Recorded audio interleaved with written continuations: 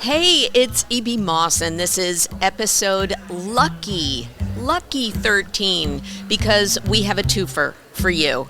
Very, very excited that we have Locality in the house, and we are recording actually during advertising week. So hopefully the quality is good as the crowds walk by. Ann Heiler. Yay, Keith Kazerman, hello. How you doing?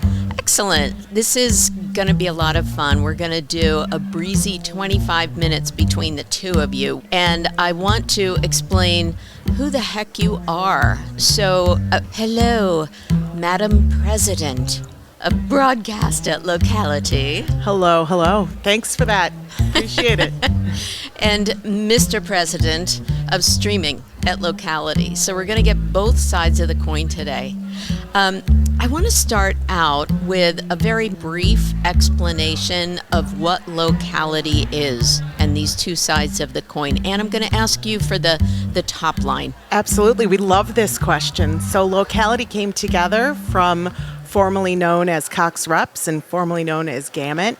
So two sides of local solutions for video advertising. On the Locality broadcast side, we represent over 300 local broadcast television stations across well more than 150 DMAs across the country. Okay. Keith, I'm going to ask you, please, for a little macro view. What is the state of local TV advertising? Or maybe I should call it the community of communities. You asked an important question, the state of local TV.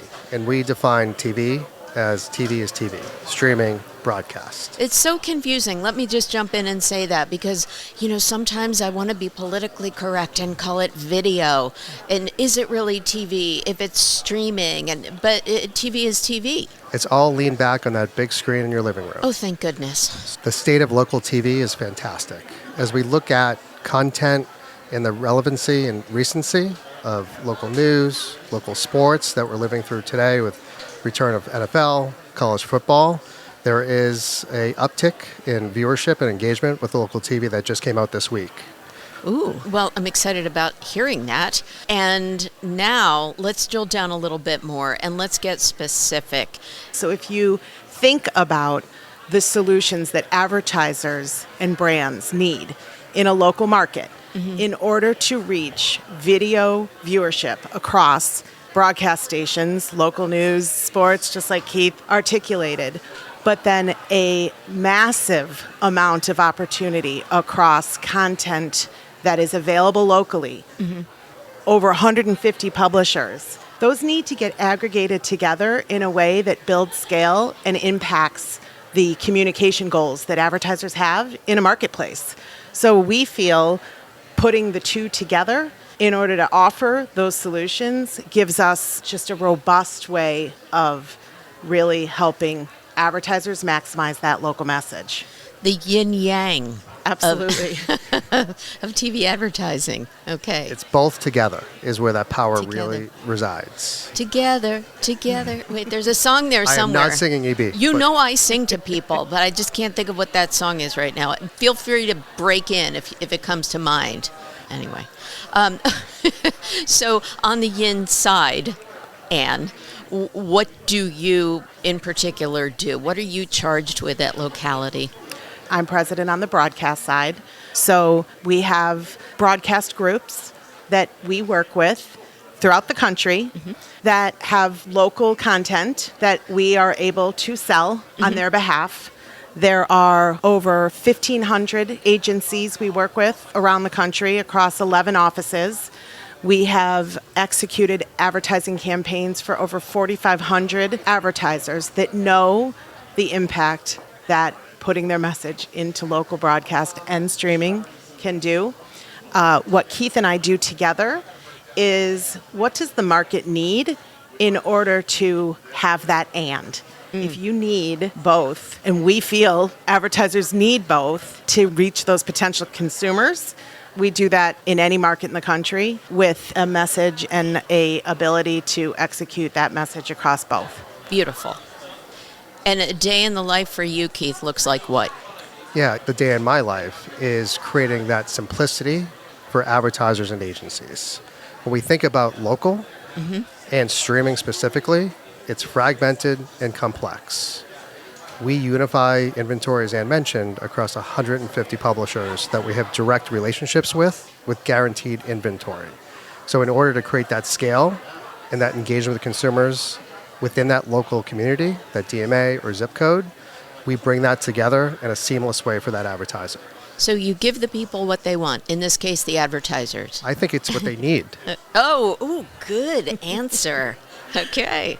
And if I could just add to that, I think that if you look at the broadcasters and how they are emerging their content across more than just the over-the-air signal, they are using opportunities to put their local news, and younger audiences are finding that news in streaming apps, on all of the owned and operated content ways that local broadcast can reach consumers, even if it's not over the air. So, Anne, you don't feel, and I have a feeling I know the answer to this, together you don't feel that it's broadcast versus streaming. It's broadcast and streaming, and that's your point of differentiation? It is absolutely our point of differentiation. Keith and I like to use the tagline precision reach. So I would be remiss not to talk about the impact that the one-to-many in a market has with a broadcast signal. All right, let's go back and explain what you mean by that. So a broadcast that happens over the air through the broadcast signal of a local affiliate or local broadcast station reaches every single person at the same time that turns that set on or turns their signal on to watch that program. And so you've got audience intelligence about what those audiences are and who's watching that content, but it's being seen by everybody at the same time. So there's your reach in a marketplace. And why local matters is that message, that local offer, that recency is to Keith's point of why the advertiser message matters, and that's different in Miami versus Cincinnati, but it hits everybody at the same time. Okay. The precision part, as I turn to Keith. Well, that's where the location comes into play, that audience target comes into play, and context comes into play, working all together to create that engagement and relevancy for that audience. So you guys do work in tandem beautifully, because you just kind of picked up and finished her sentence. I imagine you do that day in and day out? We do. Okay, that's excellent. It also kind of offers that opportunity for what our friend Carl Fremont calls brand and demand, or building that bridge between brand marketing and location-based marketing or performance marketing. You feel that way as well? Yeah, when we think about national retailers, and if we look at home improvement, it's a great national brand message to build that brand, but every purchase is done locally, whether it's in a brick and mortar within that community or sitting on someone's sofa in their living room on e-commerce when they're streaming and using that secondary device. So all that purchase, and to Ann's point, whether it's Miami or Cincinnati, it's a different product that's of interest in that market, and that creative needs to speak to that and needs to reach that audience based on that target and that location. So 2 points on that. It sounds like local is cool again. Yeah. Absolutely. I knew you would agree. Always was, if you Well, we're ask the me. cool but- kids, so yes. The cool kids are in the house. That's right.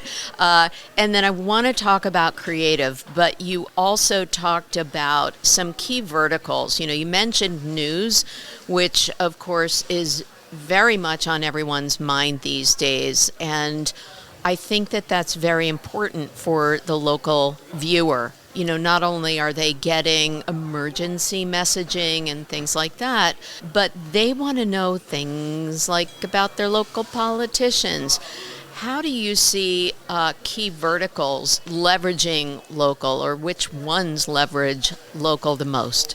Thank you for articulating local news. And what has happened, all of us, with our local stations is those broadcasters, those news anchors have been invited into our living room. They sit in our living room with us. There is a tremendous amount of trust and credibility that has come over decades of building that brand. When smart advertisers attach themselves to that credibility and to that trusted source, there's a halo effect for advertisers to be in that messaging. So to your point, from a vertical standpoint, large group franchisees, local dealer groups that have an incentive message that happens that's different in Cincinnati versus Los Angeles. But more importantly, those advertisers know a lot about their consumers and their potential customers in every single market. While it might be a national brand, the purchase is local and the intel about that customer is local. So when you reach them with something that matters in that market to that purchase, it has far greater impact in our belief, and in the data, it has greater impact to what the outcome is. You know, and not to be too philosophical about this, but my last episode was with Lou Pascalis, who is a huge evangelizer for investing in the news media. And I'm just spitballing here, but it seems to me that perhaps the deficit of local newspapers is an advantage for you if you're offering up news from the local communities, which has to be trusted, as you said, Ann, because they've been, in their market for so long. I hope that you're finding a resurgence of investment in the news media as well. What about sports? I also heard that a lot of the franchises are investing in their local stations as well. Is that a big category? Sports is an enormously huge category, and by the way, the Lions are 5-1. Oh, I knew she'd have to get that in there. We'll go down that personal path in a second. Hint.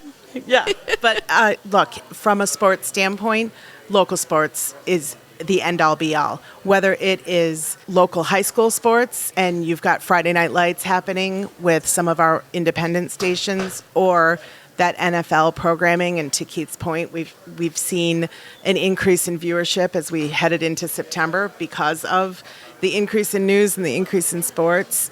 But there is nothing like live.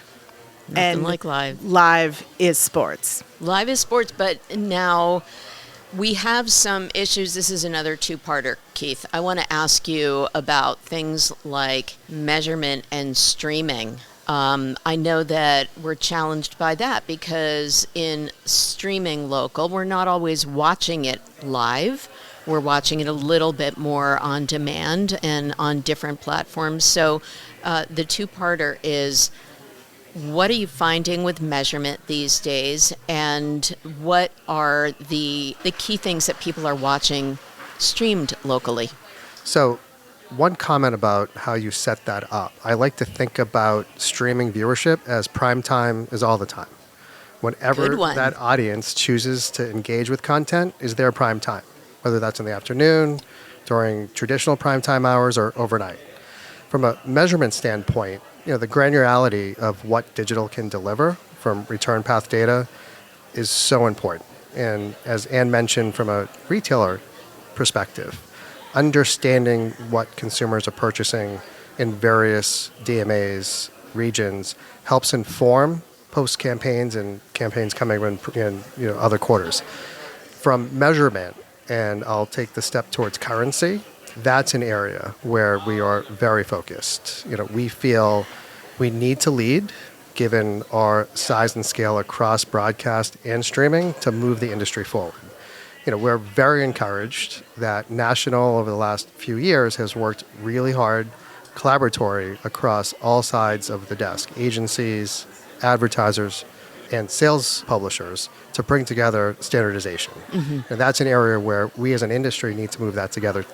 We are part of SIM, Coalition for Innovation and Media Measurement. We're working with broadcast partners, publishers, to move that forward. It will break down hurdles, especially from the buy side, to create consistency and standardization, which will only empower local investment more, which is what we're built for, is to unlock that power of local and that investment in local advertising. So that kind of brings me back to that question about creative, because here at Advertising Week, which we just finished up, we heard a lot about content and context. And I think that back in the day, local advertising had kind of a black eye, maybe a little cheesy, what have you. How are we enabling better quality advertising and messaging for, the localer advertiser? Yeah, so the larger brands have learned from history, looking at early days of streaming and addressable TV, the message needs to meet that audience to create that relevancy. They are looking at and producing great creative across the board. To your point, doesn't happen as often as it should. So we have leaned into AI partners to help bring a solution to create creative that meets what that business objective is, that on a close to real-time basis, we can create messaging within their brand environment of that 30-second commercial to drive that behavior, whether it's a location or a specific offer that advertiser has in market. Locality is hands-on helping directly. Correct. With that. Oh, yeah. That's cool. So back in the day, one might have called it commercial completion, the last 10 seconds of a 30-second commercial. And that is where national brands have the best opportunity. And as technology and efficiencies have advanced, the opportunity to commercial complete that message with the local incentive, the local deal, the local locations adds credibility to why you're running that message in that local market. Any ROAS, as they say, stories you can share? Across the board, when we are looking at creative, and consumers are smart. They understand when someone is actually speaking to them in a relevant message. We see brand lift, we see foot traffic increase by double digits, and has a really positive impact on that return on ad spend.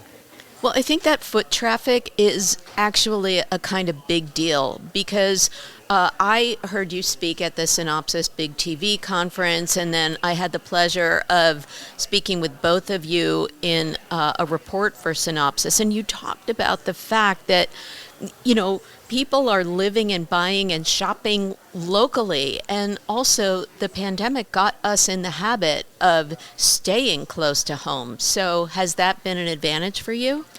I think it's an advantage for everyone. If you think about Target, and Target has put local products into their stores.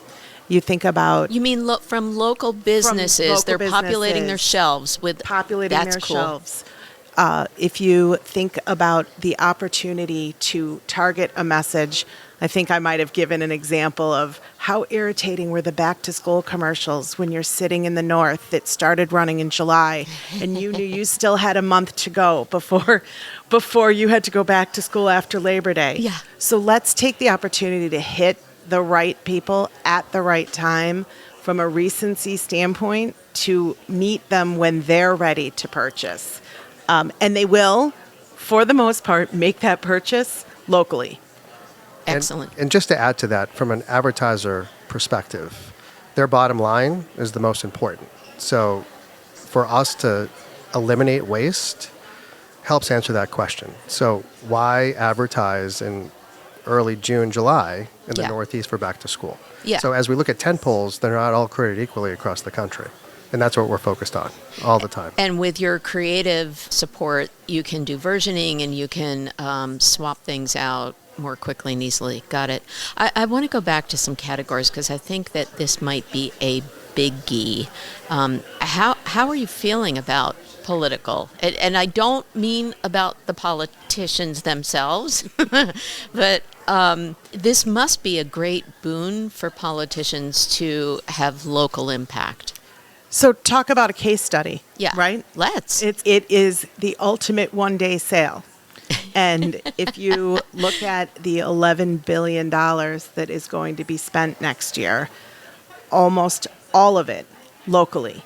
Yes, we have national campaigns, but it happens with local precincts, local votes that happen in swing states, votes that happen for Senate and U.S. Senate and your local senators. And the beauty of helping our both core advertisers and our political advertisers is across that and of broadcast and streaming. we can navigate through the highs and lows of what's going to happen next year for the political spend, and the politicians know how impactful local advertising is. What a beautiful way to show retail advertisers the same opportunity. Excellent. So let's get into the personal, as we threatened. I know that people buy from people they like, and I know Ann really likes the Detroit Lions. Keith, you're a little bit more of a, under the radar guy. So what are your hobbies? Football, as we Ann? talk about sports, I am a Bostonian. So Uh-oh. I am a Those fighting diehard words. Bruins, Patriots, Celtics, Red Sox. So right now I'm looking forward to Celtics, given Okay. where the Patriots are this year. But we had a great run. Okay. And what else? Knitting. I'm a swing dancer. What about you guys? It's travel, which is very helpful these days with what I'm doing at Locality. It is. It's really interesting to go to different cities in the country, across the world. But obviously, since COVID, a lot of the travel has been in the U.S. And it's great to go to a rodeo in Arizona. Really? It's a different crowd. You can see different cars. It's just community. Yeah. And you can feel that as you go around the country. It's a great example. You know, something that I ask all of my season 2 guests is about purpose. And I think that there's nothing that speaks about the value of community like local. But is there a way for you to help brands express brand purpose through Locality? And any opinions or thoughts or examples of how you've participated either corporately or individually through corporate social responsibility or your own cause marketing? I think that's a really interesting question. I spoke earlier that brands know more about their customers and the issues that matter to their customers. And their brand identity and their social responsibility is more important than ever before. And from a leadership perspective and what we do at Locality, we're building our own personal brands through our careers. When I think of the opportunity to work with Keith and work with the people at Locality, I am so proud of our DE&I initiatives. I am so proud of our mentorship. I am buoyed by the fact that leadership doesn't just look like Keith and I. Leadership looks like your coworker or your team member, and leaning into the things that matter to us as a community, but also to us as the social responsibility we have to do what we do with our broadcasters and our streaming partners too.